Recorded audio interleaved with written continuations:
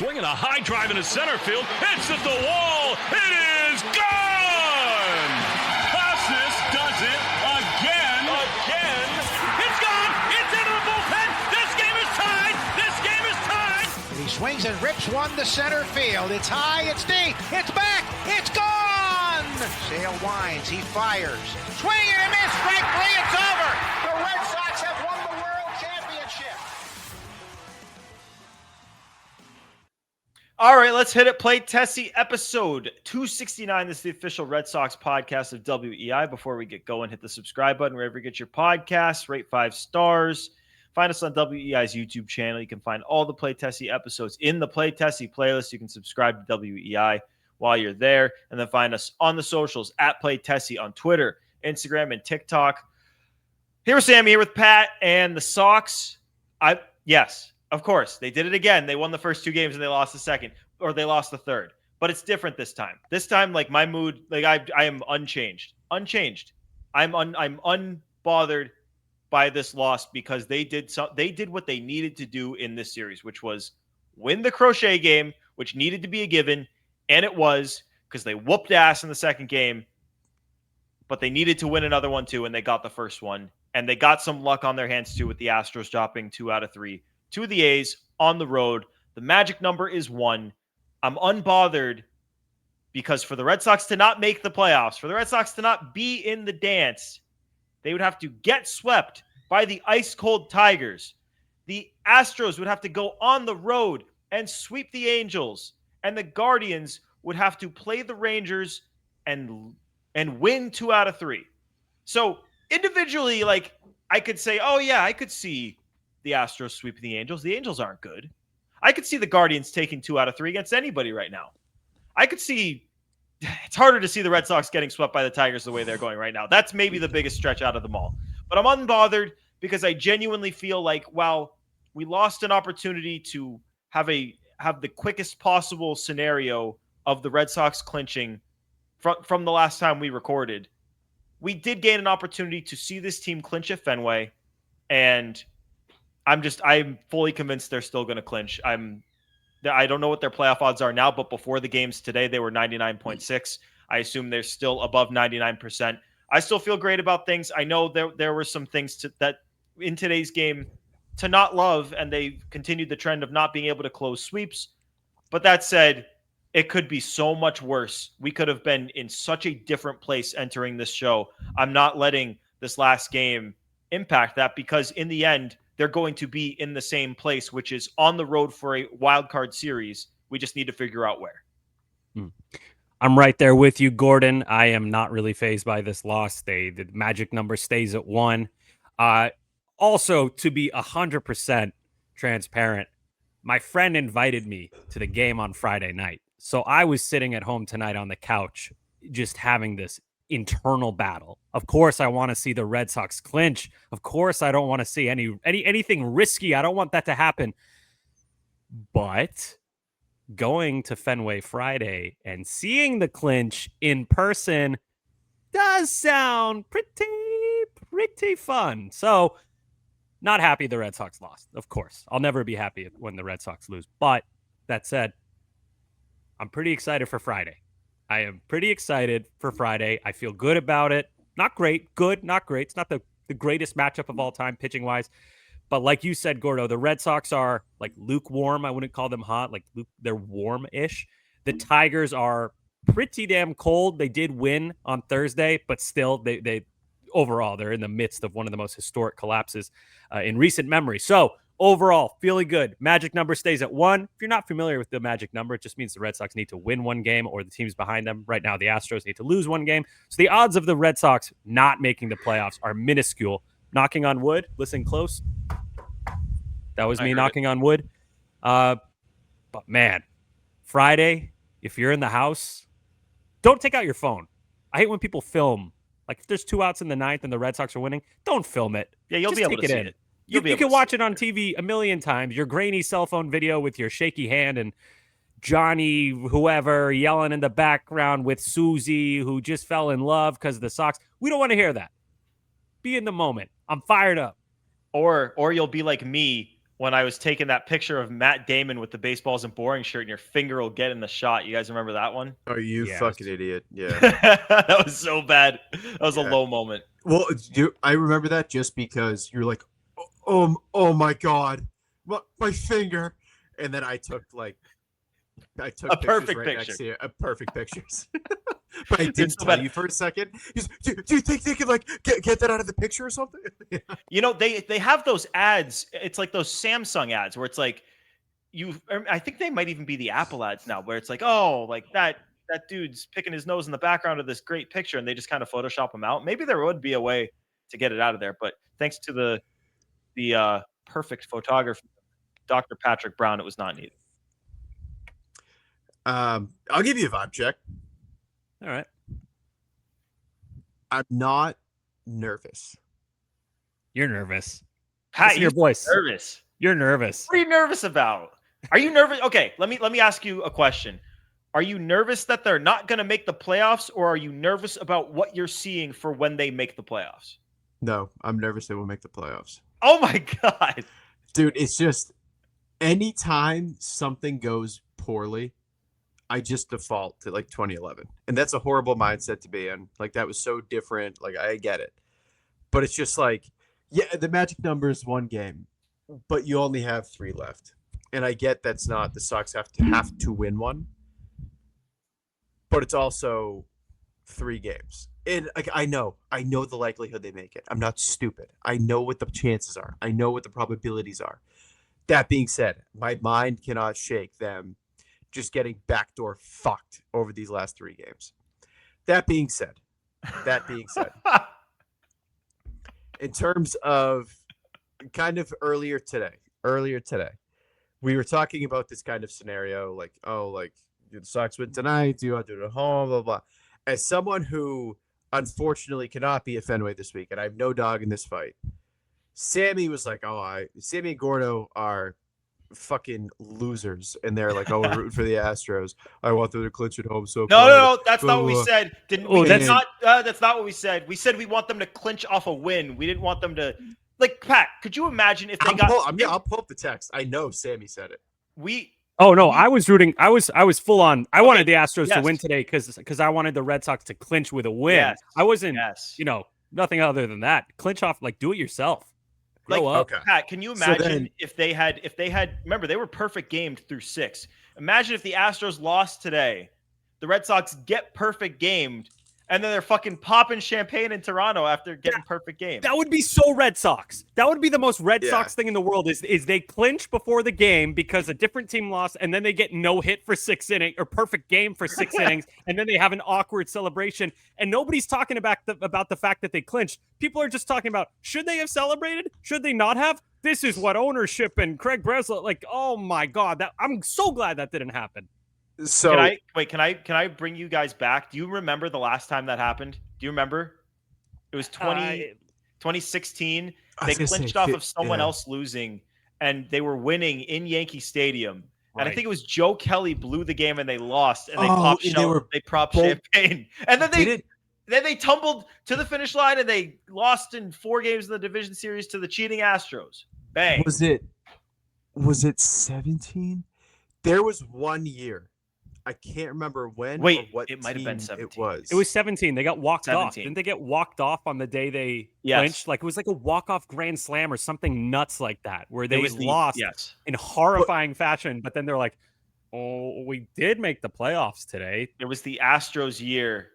Yeah, because it wasn't when they went to the Guardians. Pat? 17. So, one year, I cannot remember the 2 teams, but both teams were popping champagne in their locker rooms, respectively. One team won, lost. One team won, one team lost. That's cool. And I cannot remember who it was. Wasn't that? Yeah, that was last year, right? I think it was last year, 2 years ago. Yeah. But so going back to my point earlier today, I said, I hope the Astros lose. And like Sammy and Gordo were like, oh, but just imagine. Well, what if? Oh, but they should earn it. They should really try and win the ball game tonight. I go, I'm not fucking picky. After what's happened this year, get it done. I don't care. If you were going to the game on Friday, you'd be like, I'd like for them to win. But I said that, and then Sammy goes, logic. That's why you're the doctor. You were being logical. Credit to you for that. But yeah. Anyways. Okay, Maybe I'll we lay can, something out for you guys. We'll FaceTime you, Pat, from the ballpark. Oh, he'll love that. I will jump off of the monster the next time. What if it's Murph? What if Murph picks up and you're like, that would be so much worse, dude. Oh, but you'd feel like you're part of the celly. Sammy, let me lay out a scenario for you. If the Red Sox lose tomorrow night's game, the team will undoubtedly be, and by tomorrow night, I mean Friday. If the Red Sox lose on Friday night, the Red Sox players and staff will undoubtedly stay in the clubhouse and watch the Astros game, which starts at 9:38 p.m. You will not stay? I'm going home. A first time in your lifetime to be that close to essentially be part of the celebration, and you will go home. But they're not going to come out on the field. We're not allowed in the clubhouse. They're not going to come out on the field and pop bottles in an empty Fenway. They always come out on the field because they take pictures with family and stuff. Yeah. 2 hours after the game. 2 hours after the game. You think they're going to 2.5 hours after the game? Excuse me. You think they're going to come out? I do. I think they'll take a team picture. What if the Astros lose in like 16 innings and the Red Sox come out at 2 a.m. on the field at Fenway and they take a team picture? And it's literally just Gordo's the, the lone man in the stands. Gordo's the lone man in the stands. Woo! Woo! 2 a.m. I made pizza for all of you. I got trays on trays. Why does it smell like shrimp? Some horizontal, some circular. All right. I'll tell you another reason why I need them to clinch on Friday, outside of the fact that is the game I will be at this weekend. Because I would be at Saturday, except my cousin's getting married. And the wedding, the game starts at 4, the wedding starts at 4:30. If the Red Sox lose tomorrow on Friday and the Astros win on Friday, and I have to be the holding the phone to the side of my pants, sitting at the table watching the Red Sox clinch the playoffs when I've watched every goddamn game all season, that's going to be annoying. Quick follow-up. I got a theory. Well, not even a theory, just I guess hypothetical here. If they lose tomorrow, but the Astros lose tomorrow, how do you feel? I'm still going home. I'll be happy, but I'm still going home. No. I'm just saying in general. It's fine. Dude, they clinch. Yeah. But it's unexciting. But Pat, at a certain point in time, the greed turns into fear. And I will not be sitting with 4 days left. I can get greedy and ask them to clinch off a win. If we're getting to Saturday, at this point, it's like, okay, now we're getting a little bit dicey. Let's just clinch. That was my mindset today, and I got called a fucking idiot. No, because you don't have tickets. No, you are not a fucking idiot. I actually think that's why Sammy called you the doctor. He was calling you the smart one. Joe, you know this, Pat. I'm on your side. Like, Shocker. just get in, for crying out loud. The two guys that can't just go to Fenway whenever the hell they want. You can go to Fenway whenever the hell you want. You have a Joe, you have more access than us. Joe, you're the only guy working the game. I'm working the actual game. Joe, you have the most access out of all of us by a lot. Like double. Okay, hold on. Let's put it out there for those who don't know. For me, Sammy, and Pat, we have to apply through EEI multiple days before a game if we want credentials for it. Joe, as a producer, he has a season pass. He doesn't have to apply for anything. He doesn't need to plan in advance. He could just come and go as he pleases. Pat? Joe's going to be in there with fucking goggles tomorrow night, and it's going to piss me off because right now you're on my side. The second you're in that clubhouse, goggles on, drunk on champagne. I'm producing the game. I And have then to you're gonna play be the whole time. producing bottle shots. This is crazy. He's going Hold to be on. in the clubhouse. Joe, No, I I'm have a question. not. Joe, if they clinch, does that add anything to your end of game schedule? I don't think so. I think it's just regular post game as normal. I bet you probably the Wills will probably want to go longer than normal after the You know what that means? final You know what out. that means, Joe? That means I can finally take you to a strip club tomorrow. Let's go. Well, hold on, Centerfold. Joe. It is just you and me Saturday, so What would stop you, Joe, from because Joe produces the games from the studio in Brighton. He does not produce the game from Fenway. What would stop you from driving to Fenway after and just coming back with your credential? Because I'm tired as hell because I'm staying up till 3 a.m. Well, now it's recording a Play decision. Tennessee. Now it's a decision. Come on, Joe, put some goggles on. No, you guys clearly still don't understand my job. I don't. Listen, Joe, it's a Okay, long your season. job You is got going to to be celebrate. handing out bottles of champagne tomorrow night, and that irritates me. Not saying you don't deserve it. It's just that I can't be there with you. The celebration will be over by the time I even get there if I decide to go. Joe, we're going They'll all night long. already be popping the bottles or whatever, and the Wills will still be talking before we get to Christian Harkin to wrap things up for Red Sox Review. What if this conversation is the ultimate jinx and they miss the playoffs? Oh, I would put Welcome. Then we're to gonna my blame brain. Gordo and Sammy. I'll take Yes. I'll take way more blame than like Don't say my name. I get no blame. well, you're talking about Joe wearing goggles, so you are assuming they're gonna make it. I blame Pat for his But negativity. I agree. Sammy and I definitely got greedy today, and I think it's okay to be greedy today. But after tomorrow, there's no greed.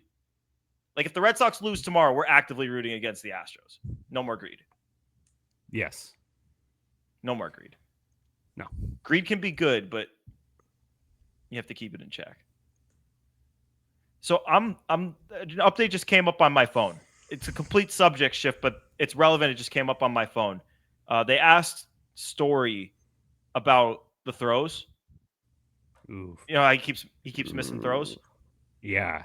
Yeah. So Trevor Story said, I think just not finishing the play late in the season, I think your body can get tired, but that's no excuse. It's really just not finishing the play, so it's on me. I've got to be obviously very diligent about finishing the throw.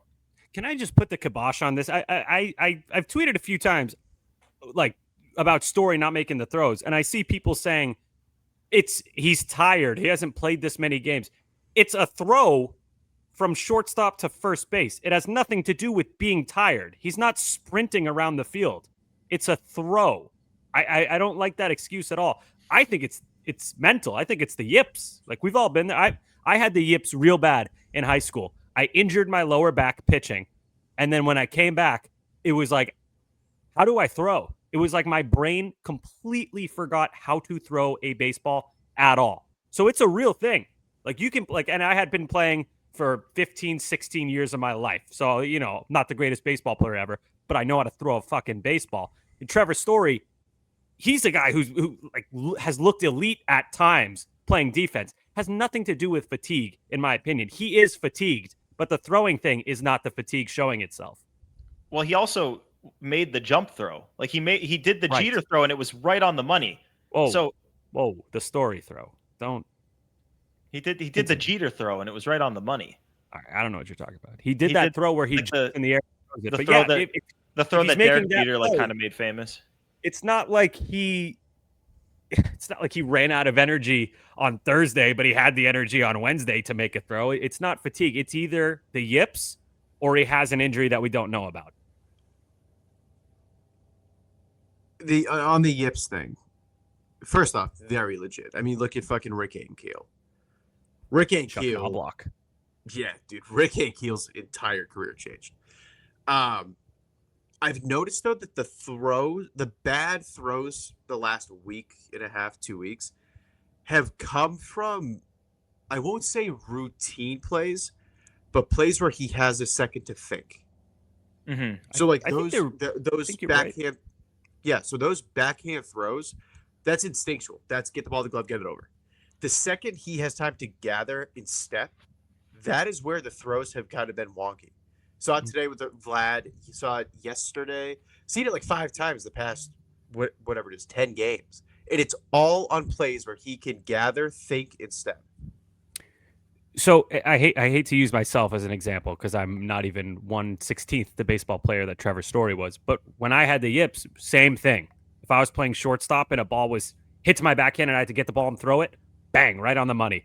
But if there was a routine ground ball that I had a moment to think, crow hop, throw the ball, I would like throw it into the dugout or way over the head of the first baseman. And it's It is a weird feeling. It's so weird. Imagine forgetting how to do a thing that you've done a million times just out of nowhere. It's awful. It's very depressing, to be fully honest. One other play that I think further exemplifies why it could be the yips, that double play feed that he just dropped yesterday. As we record. Yeah, that like weird. That's a play where you're stutter stepping on the bag and then just kind of fielding it. So that entire length of going from shortstop to second base, you're thinking about that feed, and he just point blank fucked it up. Yeah, no, it's true. I don't know. I don't know what it is. He's gonna have to get it cleaned up. By the postseason, like these errors right now in games that, like at least for right now, you can afford to lose the third game of the Blue Jays series. Once you hit the wild card series, I don't care where you are. I don't care what game it is. I don't care if you're up 1-0 in that series. Like you can't afford any mistake like that. So I don't know. I don't know what it is. It's been happening for a while, pretty much the whole month at this point. And yes, he had the drop there, but it's been almost outside of that, 90% with the throws. So he's just got to figure it out. I don't know. Do we want to talk about some of the starters in this series? Dude, pitchers? we gotta talk about Crochet. We could start there because I mean his regular season's done, and yeah, I feel like we should go back and like think about where our heads were at when they acquired him, and maybe even before they acquired him. I mean, there were people out there that didn't want the Red Sox to get Crochet for one reason or another. Maybe it's like, oh, I don't want to see them trade prospects when they can just spend the money. Obviously, Crochet didn't have like a huge pedigree of success. He had only had one season as a starter, and he didn't even pitch more than 4 innings in a start in the second half. So it was a lot of sight unseen with him. But obviously, the stuff was tantalizing, and it's like, what can we tap into if we get this guy? You know he's going to be really good, but can he be great? And when he got here, I think we wanted him to be an ace, but when you don't throw a full season of innings, you can't be considered an ace at that point if you haven't done that. So it was not a certainty that he was going to walk in here and be an ace. But I mean, we texted about this. What even was the biggest hiccup of his season? He was pretty much dominant from start to finish. And the only thing I could think of was he had that 7 earned run out against the Guardians, and the start before that, he went, I think it was 6 innings, 2 runs against the Orioles, but it didn't look pretty. And he had a little bit of luck on his side. Outside of that, dominant start to finish. And for a guy with the amount of innings that he had in his career leading up to the season, it's beyond impressive that he was able to make it to the finish line and look as insanely good as he did in his last start, 8 shutout innings. Pat? Agree with everything that you just said. He also got shelled by the Reds. Sox won that game. It was Chase Burns' first start, and the Sox were up 6-0, and then Crochet just proceeded to get absolutely ripped apart by the Reds. But so everything you just said. You took a high, I wouldn't call him a high upside guy, but nothing guaranteed guy. He not only was everything that you would hope for in his at the peak of what you kind of wanted out of Garrett Crochet. That was him in year 1. Full workload, led the majors in innings, strikeouts, 19 wins, 18 and 5 record. 18 wins. Every single thing you wanted out of him or any ace this year, he quite literally checked every single box and never had more than 1 bad start or 2 okay starts in a row. That's incredible. Yep. I mean, listen to the conversation we just had. We're talking about the adversity he faced. Gordo's example was he had an okay start followed by a bad start, and then Pat was a standalone bad start. If that is your adversity, in quotations, that you face, that's like the 2018 Red Sox team, where the only slump they had was when they got swept on Players Weekend by the Rays, and that was it. Crochet, like you said, Gordo, he was never a guarantee to be an ace, but a great bet to be an ace. The stuff was there. Fastball that sits high 90s with outstanding extension, a great cutter, a slider. Recently, he's added a sinker, which is nasty. That's at the top of my notes, is that he's throwing that sinker way more, which moves the same kind of shape as the changeup, but 10, 12 miles an hour faster. Just an unbelievable pitch. He is everything the Red Sox and Red Sox fans wanted and more. And I think the most impressive thing, well, two things. The most impressive thing is that he made it start to finish and led the league in innings without hardly a blip on the radar. But the second most impressive thing, he was a stopper, not just an ace, but you can't even count the amount of times where we were on this show talking about X, Y, and Z is going wrong with this Red Sox team, but we have Crochet starting in a day or two. Hopefully they win that Crochet game. You got to win the Crochet game. And like 90% of the time, the Red Sox would win the Crochet game. And that's what a true ace is. A guy that it's winning day. Like Alex Cora said, 1 out of every 5 days, it feels like it's win day. He is unbelievable. I can't, in the extension too, credit to Craig Breslow. Tons of credit to Craig Breslow. One, for making this trade, which, like one of you said, a lot of people thought was an overpay, which hilarious that anyone even thought that. And two, getting the extension done. So Breslow, this is easily his best work that he's done, the Crochet saga altogether. Thrilled, long-term, cannot wait to see him in the playoffs. So he, like, we can't gloss over, and I don't think we have glossed over it, but I feel like this is the biggest part of the Crochet story this year is he made his major league debut in the 2020 season. So before he got here, 2020, 2021, 2022, 2023, 2024. There's 5 seasons there. He missed a ton of time due to injury. He had pitched 219 total innings in his major league career in those 5 seasons. This season, he threw 205 and a third in the regular season, led baseball. That right there alone, the fact that he was able to get to the finish line without slowing down. And like, yeah, there was that Mets start where they pulled him about an inning earlier and they pushed him a little bit back after the All-Star break. But like outside of like, those are 2 really minor, like they didn't skip starts with this guy. He made 32 starts. Like they put the entire load of the pitching staff on his back and he was able to carry it. And it was unbelievably impressive. The fact that he's going to be, I mean, I think we would have been thrilled if he was a top 6-7 Cy Young finisher. He's going to come in second. Yeah, he might come in first. You never know. It's closer than people are making out to. I think Scooball's the pretty big favorite, but you never know. Scooball's got another start left.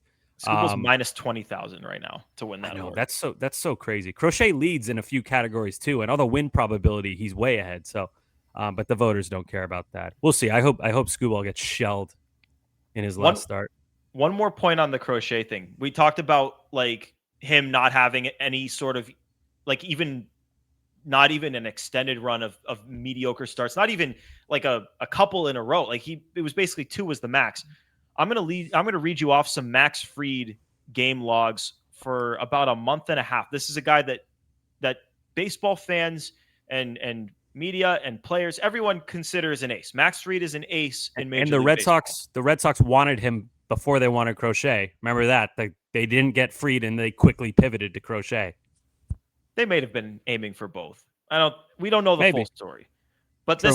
this is Max Fried's game logs. This is an ace in Major League Baseball, starting on July 1st and going through August 16th, so a month and a half. 6 innings, 4 runs, 5 innings, 3 runs, 3 innings, 4 runs, 5 1/3 innings, 6 runs, 6 2/3 innings, 4 runs, 5 innings, 4 runs, 5 innings, 4 runs, 5 innings, 7 runs. After that, he figured it out. He put it back together as a super high-level big league pitcher does. The fact that Garrett Crochet, like that was 1, 2, 3, 4, 5, 6, 7, 8 starts I just read off. That is an 8-start bad stretch for Max Fried. And Garrett Crochet, we couldn't name more than 1.5. That's how unbelievable he was this year. Mm-hmm. Max Fried's going to be a top 5 in the Cy Young. 2.86 ERA. Elite starting pitcher in Major League Baseball. Yeah, it's just, and by the way, Crochet's 26. Not to bury the lead. He's not even, he could possibly get better if that's even possible. Yeah, I mean, the fact that this is year 1 of, and you got 6 to go. I mean, you literally cannot say that there's no chance he gets better because he could. He's very young, and we've seen it a million times. And a lot of the times, these horse starting pitchers are best in their like late 20s, early 30s anyway. So remains to be seen. Yeah, and like with these free agent dudes, like you see these guys sign contracts and they have it for a year and then they tail off because they've got so many innings under their belts. Again, Crochet, 219 innings before this year. His arm, like he's young. He's 26. He has what? His arm has the mileage of what? Like a 22-year-old? Yeah. I was trying to think too. Was there one spot, like I literally won. Was there one start where he was either not the stopper they needed during a losing streak or an extender they needed during an extent, like just keep things rolling? I don't remember there's one game where like we need Garrett Crochet and him not just balling out. I don't remember one game. Very reliable. Unlike your guys, Tarek Skubal, who the Tigers badly needed the other day, did not come through like Crochet did. I'm trying to part of being an what he ace. did against the Angels during that long losing streak. He went 7 scoreless and they lost the game. Okay, there you go. Yeah. Sammy, I put Garrett Crochet's Cy Young odds at 0.005. I respectfully think that is a little low. Not that he doesn't deserve it, but Tarek Skubal in the middle of this slide, he pitched 3.1 innings, gave up 4 earned runs. That's when he got hurt. Great. The only thing, Crochet didn't get hurt. Health is wealth. Skubal leads in ERA and WHIP. That's basically it. Just saying, innings pitched, strikeouts, all the win probability numbers. Skubal also a negative clutch factor is not good in high leverage this year. Just saying. No, he'll probably win. Skubal's got the ERA by a pretty good margin and a higher WAR, which I feel like these awards at this point are just becoming the WAR awards. Like I hate that so much. WAR is so like I'm so hit or miss with that. I love it when you have to quantify a guy whose best skill is defense because you can't always see that on the field. But with hitting and pitching, like I haven't even glanced at WAR for Skubal Crochet. I don't think it's. I don't know. I think it's so lazy when people just go to WAR and they're like, well, it's higher. Just call it the WAR award. Oh man, I'm looking at this right now.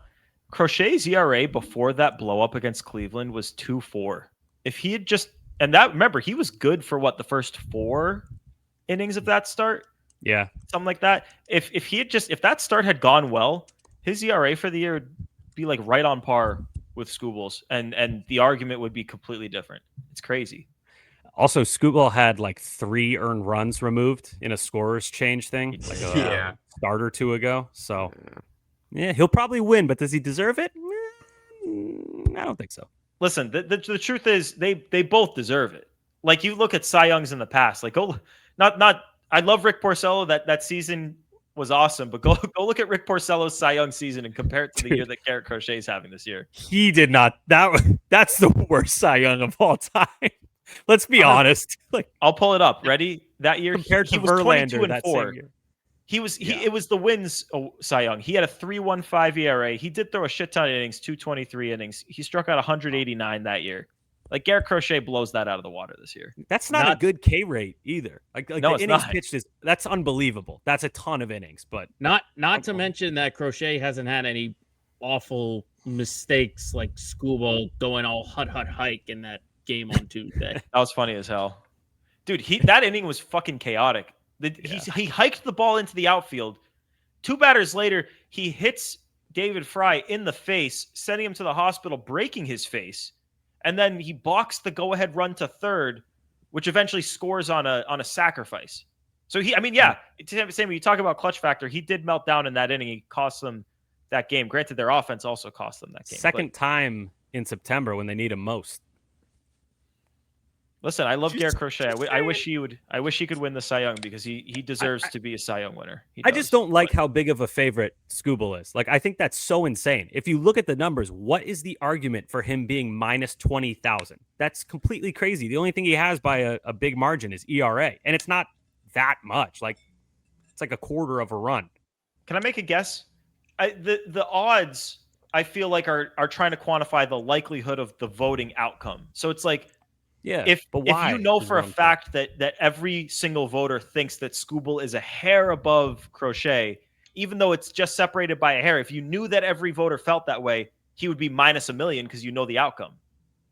But Right? we just spoke about Rick Porcello and you called it the win Cy Young. Crochet has 5 more wins. It's a lot of wins. Well, now He's they don't give a shit about wins. They still kind of half only did a back few years then. ago. I don't think they should count wins, but I'm just, just playing devil's advocate. He also like 14 more strikeouts and 10 more innings. That's like an entire game's worth of numbers, more than that. Can we? Why does Tarek Skubal not have more wins? He's on one of the better that teams. threw me off. Yeah, how's that possible? He has 13, right, Sammy? Is it 13? He's not clutch, dude. He's not clutch. I'm telling you. Read the win probability numbers. He's not clutch. I'm kidding. I'm way over exaggerating. Tarek Skubal is unbelievable. Just so listeners know, but he's not clutch according to the numbers. The funny thing here is he's announced, Skubal is announced as the starter for Sunday's game against the Red Sox. I'm trying to think of the scenarios where he goes versus he doesn't go. Like, I think if here, there's I'll any ask you this. chance- Go ahead. If they're in the playoffs, if they've clinched a playoff berth, but a win on Sunday would get you the division and thus a bye, which actually it probably wouldn't, because I feel like they're passed by a good margin by the Yankees and Jays and Mariners. So maybe this is a stupid question. But I'm trying to logically think, would it be worth throwing your ace in that game to get the bye, where if you lose now he's not available for the entire wild card round? No, I don't think there's any scenario. Well, no, because I was going to say, what if that gets them home field advantage? Nah, no, there's no. I don't think there's any chance he pitches Sunday. Very, very low chance, I should say. Just because, like, Tigers, if and when, are they in yet? No, dude, they're below the Sox. If they're in, the only thing that matters from that point on is winning game 1, because that team, the Tigers, their next best starter is who the Red Sox face on Friday, is Mize, numbers wise. So that's not exactly a scary game 2 starter. And then you have Flaherty, who's not been great this year. Olsen's out. Paddock's not great. Morton got DFA'd. Like, they need Skubal in the playoffs. They are nothing without him. So I don't think there's any shot, unless they absolutely need him, that he pitches Sunday. So if you're a Red Sox fan who really cares about these awards, you better pray the Tigers don't get in until Sunday, so there's a chance that the Red Sox offense can return the favor to Garrett Crochet and rock Tarek Skubal, thereby getting Crochet the AL Cy Young award that he deserves. That would be poetic. Sammy, I love you, but it's not happening. It's not going to happening. Skubal. It's not happening. Yeah, I love you. I love Garrett Crochet. I want it to happen so badly. Yeah, I mean, He knows it. Look at his face. No, I know Skubal is going to win it, but if he pitches Sunday, there's a chance. I think there's inning, no 8 runs. shot. I think there's no shot in hell. A, Skubal does not win it. B, he pitches Sunday if it's not like a win to get in game 162. Well, it could be. Especially, like, it could be. It absolutely could be. If it's not, there's no shot. A, because in all likelihood, they're going to get the last wild card if they do get in, I think. But the other thing, too, is since he had that weird kind of like rib thing, lat, whatever it was, he has not looked sharp. So if they have an opportunity to get him extra rest, get him right for a wild card series, they are 100% doing that.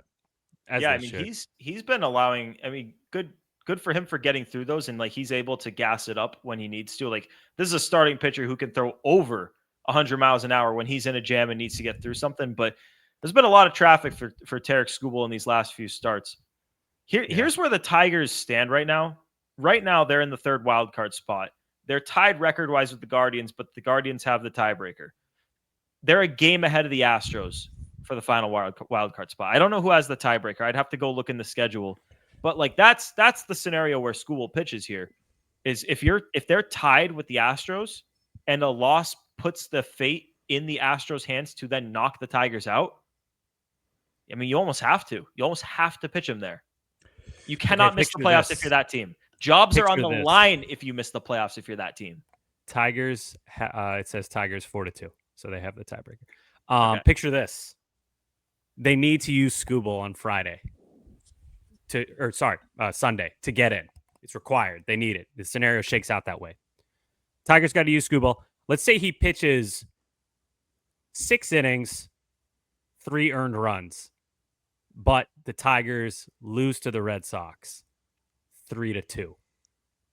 And so they lose the Skubal game on the last day of the season to miss the playoffs. You can't give him the Cy Young. He's Can't getting do the it. Cy Young. He would get He's the Cy getting Young. Can't do it. Can't do it. Can't do it. Sammy, Can't do if he was a quality start away from potentially losing the Cy Young, the odds would not be minus 20,000. I think it's so dumb though. That's my thing. Not him winning. That doesn't bug me. The fact that people are like, it's not even close. Like, are you blind? Are you blind? Do you not know how to read these numbers? A fifth grader could read these numbers and be like, these guys are really close. Wow. Like, it's crazy to me how the odd. Gordo, you probably hit the nail on the head. Like, people are guessing how the voters are going to vote. Because anyone with a fucking functioning brain knows that these guys are neck and neck. But, like, it has to be the voters. It has to be what you said. Like, they are neck and neck in every category. Crochet leads in half. Skubal leads in half. Skubal has ERA, so everyone's picking him. But Sammy, Crochet leads the categories he leads. Like the Ks are by a small margin, the innings by a small margin, the ERA is by a pretty wide margin. Like I don't think that there's a giant gap between the two, but it's pretty it's pretty clearly a quarter. cool. Yeah, it's a quarter of a run. But like I said with the strikeouts, it's like 15 of them. That's like 2 games worth. The biggest thing too is strikeout, or maybe not strikeout to walk ratio, but just walks. Period, dude. Skubal 33 for Skubal. Real. That's a Nuts. walk a start. That is insane. That's crazy. That is crazy. That's probably he has a sub 1 whip. Crochet has 46. That's not exactly a big gap. Over 32 starts, made more than Skubal. Skubal only 31. He didn't make as many. But Crochet has 46, so that's not a huge difference either. Oh, Pat, I thought you had something. No, I was just asking. You said he has a sub 1 whip too, right? Yeah, he does. It's like it's sub 0.9. I mean, dude. Yeah, Crochet's 1.02, so not exactly another big gap. I mean, he had a fucking amazing season.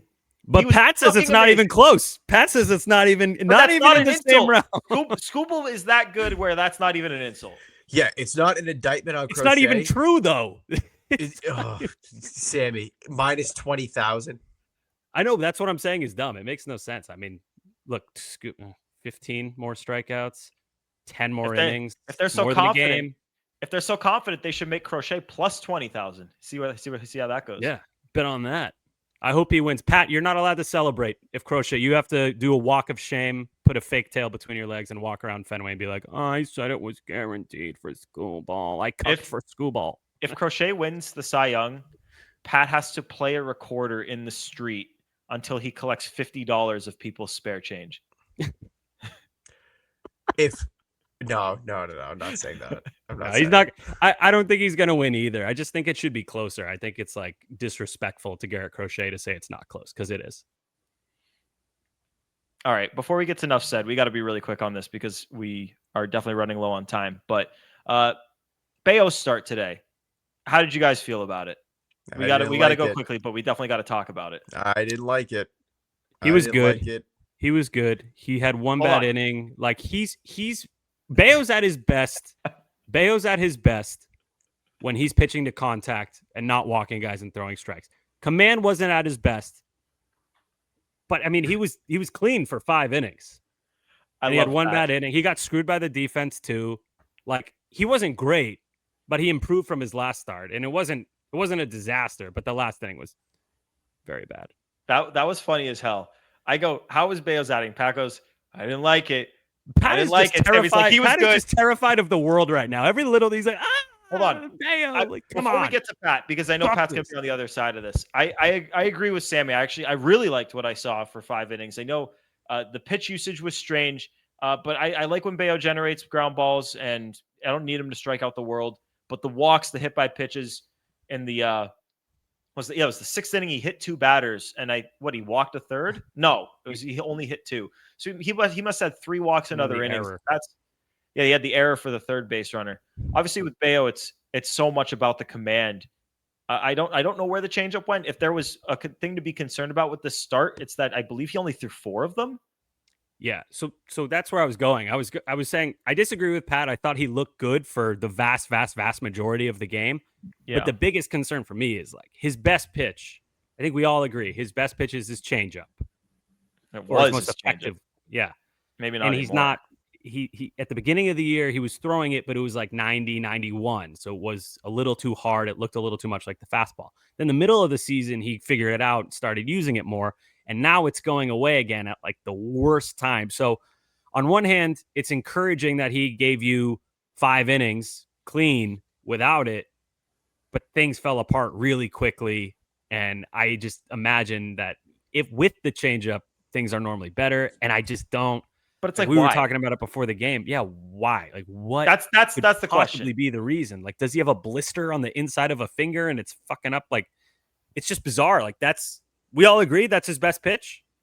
I don't think it's been his best pitch this year. I think every other year it was. I think this year I feel like his cutter's been his best. His front hip sinker's disgusting. Yeah. When he can locate on lefties, that front hip sinker's good. Pat, what didn't you like about this one? Let's hear your side of this. First and foremost, the 4 changeups is just insane to me. That's scary. Because if he's going into the playoffs and he only trusts sinker, cutter, slider, I just it's not enough. And then the other thing too is it's not like this is a bad start heading the postseason. This is like a rough stretch. His last 4 games, 20 innings, 13 earned, 2 home runs, 9 walks, 5.85 ERA.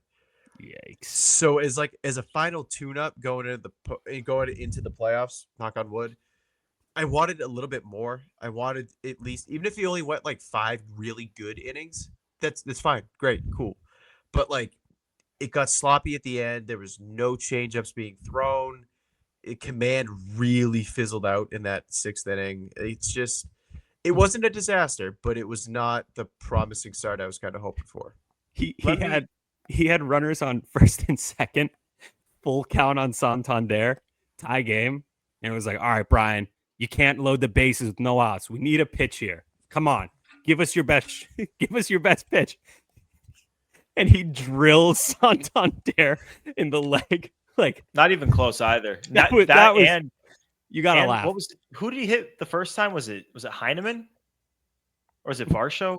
He hit someone else that wasn't even close. Let me give you the other thing that if you want to be concerned about this. Because again, like I was encouraged by it because Pat, I agree. He's had a rough month, a very rough September. And this is definitely the best he's looked in some time. Especially if you look at just the first 5 innings and don't look at the 6, which obviously you have to look at the 6. But I'll tell you what concerned me the most out of everything was that he was dealing, and even while he was about to finish off a scoreless 5th to finish 5 scoreless innings, he was in the high 70s for pitches.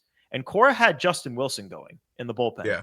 When he was at like 75 pitches, about to finish a clean 5th, why is Justin Wilson going there when he's at 77 pitches? Like, unless the Red Sox are concerned about something, right? That's a little weird. That is weird. I didn't notice that. That's strange, mate. I'm thinking like he's a big lefty. They have Varsho, but no, there wasn't a lefty due up for a couple of guys. Like, yeah, he was almost preparing for it, which I guess like be over prepared. But I don't know. It's like if Crochet was at 77 pitches, you don't have a righty warming up to face a righty. And obviously, Bale's not Heineman. I don't think it's Heineman. You don't take out a guy in the 5th inning for Heineman. This guy hit. I don't know. That's bizarre. I was gonna say maybe it's Cora being aggressive, but if he's being aggressive, why are you going to Justin Wilson in that spot, who's your like coldest reliever right now? That is alarming. Lefties in general have been a little bit like Wilson and Matt's. Not too. Not great. Yeah, totally too. You might need Harrison or Early, one of them out of the pen. Come October. Big start. One thing Pat said that I agree with, real quick before we move on, enough said. Pat mentioned Bello's his sinker, which tails a lot, has a lot of arm side ride. I have in my notes the strikeout he had to Varsho was that pitch that Pat referenced. That was like one of the best pitches I've ever seen Bello throw in my life. That was fucking amazing. Ball for 90% of the way from his hand to home plate. Tails like a screwball almost, like a slider from the other hand into the strike zone. Varsho had no shot. That was like that might have taken over the changeup as his best pitch. It probably has this year because the changeup has been up and down, like we said. So probably have to amend that. That's his best pitch now, which I'm not sure if that's good or bad, to be totally honest. I think the fact that the changeup is where it is and he's still been as effective as he's been is a good sign for the future of Bello. Obviously, like the changeup is not going to magically reappear as in the form that it was the last couple of years for the postseason, but come next spring training, I still think there's another step for Brayan Bello to take. It's why the upside is so enticing with him. Like it's just you dream on it. If you just combine the versions of Bello, it's like when you talk about Tolian early. It's like if you could combine those two, you'd have a perfect pitcher. If you could combine Bello's changeup with what he's put together everywhere else in his arsenal, he'd be a stud. And he already is a stud, so he'd just be a studly stud. But Studly stud. I would kill to be able to ask Andrew Bailey like, what's up with the changeup? Just why? Because like we're just podcasting guys. We don't know why Brayan Bello scrapped the pitch that we had all previously agreed is his best pitch in the middle of his best season, and it's working, but it's not working. Could it be better? Maybe, we think, but not 100% sure because he is a weird guy, Brayan Bello. Strange cat. All right, let's do some enough said before we get out of here. Anyone want to go first? Pat? I can go first. Yeah, I can go first because it's a embarrassing story. So today, I was on my way to the gym before work, and I was in line to get coffee. And no shame when I say this. You guys know I'm a humongous like movie soundtrack guy. Like my workout playlist is just like all like movie scores, whatever. Hand up, Disney soundtracks are fucking good, man.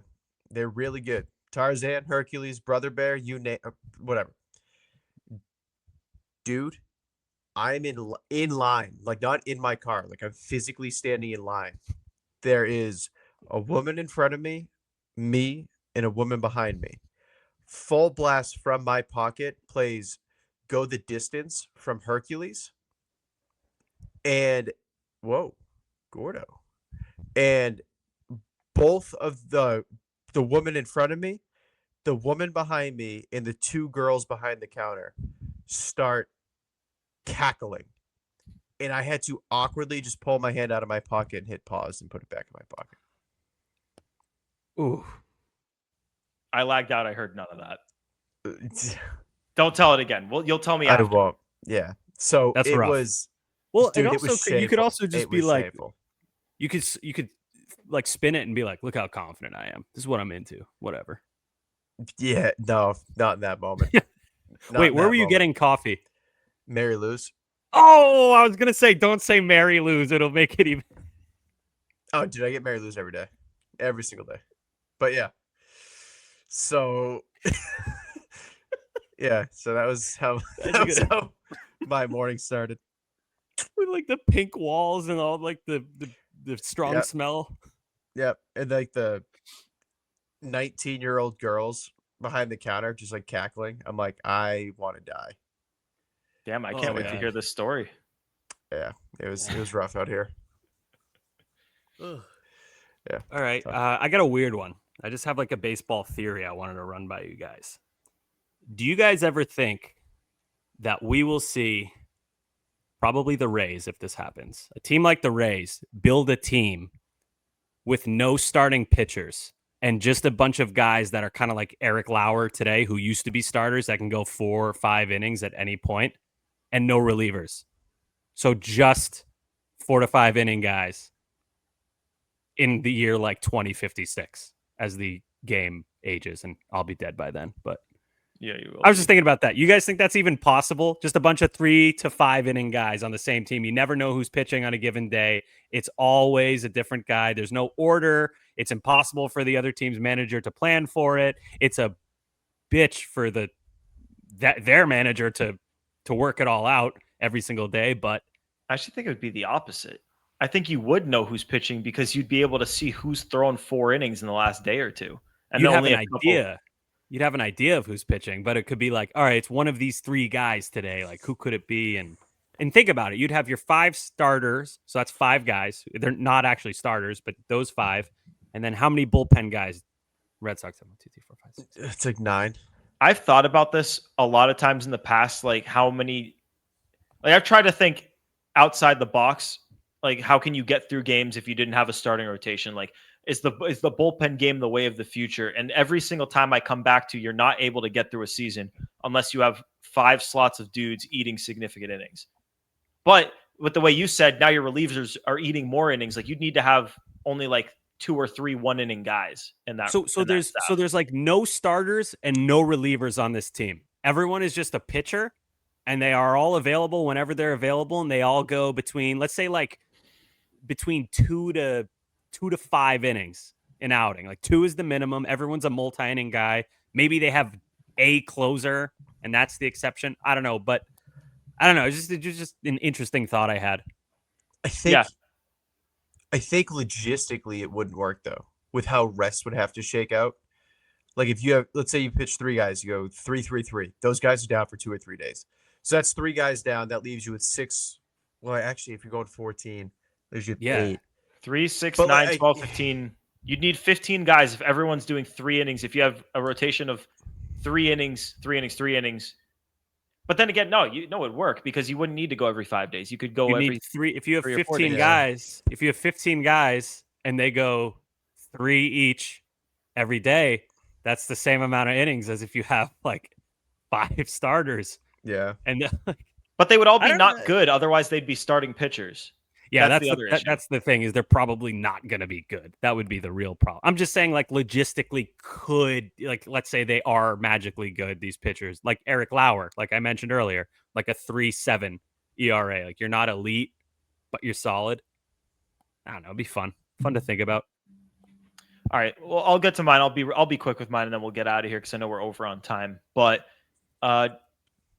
if you haven't seen it already, go to the WEI Sox booth Twitter account, or I posted the video too. But listen to Carlos Narvaez's response to when Will Fleming asked him sort of to just kind of reflect on the journey that has taken him to this point in his life. And like he signed his first professional contract in 2015. It took him basically a decade to get a legitimate spot on a big league roster. And you could tell how emotional he got thinking about that path, that journey, all of the obstacles, all of the years of work and everything that led him to this point, all the years in the minor leagues playing in all these different different leagues. And he got really emotional. I just think it's worth going to listen to, because he is probably the most genuine dude I think the Red Sox have.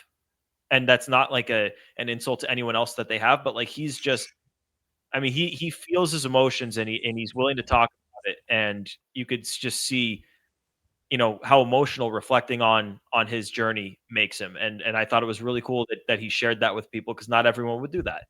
So shout out to the Narv. I love the Narv. Love that he had a great series. Love that he had such a great year, such a big part of this team now and into the future. And we're lucky to have him. Go Narv. Yeah, man, he's a mainstay in the lineup now. I feel like about like halfway point of the season, this fan base in general just kind of was like, yep, that's Carlos Narvaez. He's the catcher. He's an elite defender. He can also hit. But that is such a weapon, and he came out of nowhere. I don't think anyone really knew much about him other than he was supposed to be the defensive backup for Connor Wong when he got here. Got him on the same day as Crochet, which is cool. Kind of flew under the radar because of that, because Crochet was a big deal. So yeah, the Narv, super nice guy. If like, I'm sure he's more than happy to meet fans. Like he's just the coolest guy. And I like how he smacks everyone in the midsection when he says hello. He's like, "What's up, man?" Painful. I don't give a fuck about Elmer Rodriguez Cruz. I don't. You can Yeah, put him I on love- any list you want him. I don't give a fuck. You can only be so good if your name is Elmer. I love that name. It's a great name. We've had this conversation before. That's how weird we are. All right, we got to wrap this thing up. We got to get out of here. Appreciate you guys tuning in. Episode 269 of Play Tessie. Hopefully the next time you hear from us, we'll be talking postseason ball, but we're not doing it tonight. Well, we are kind of doing it tonight, but we didn't have a certainty. But next time we will, hopefully. Remember to subscribe wherever you get your podcast, rate 5 stars, find us on WEI's YouTube channel, hit the thumbs up on all the videos. You can find all the Play Tessie videos in the Play Tessie podcast playlist. Remember to hit the thumbs up and subscribe. And then find us on the socials at Play Tessie on Twitter, Instagram, and TikTok. We've had a great year of getting content with the players, posting clips from the pod. So make sure to check that out. It's really good stuff. Give us a follow. We really appreciate it. For Sammy, for Pat, for Joe producing, it's Gordo here for Play Tessie episode 269. Thanks for tuning in. Peace.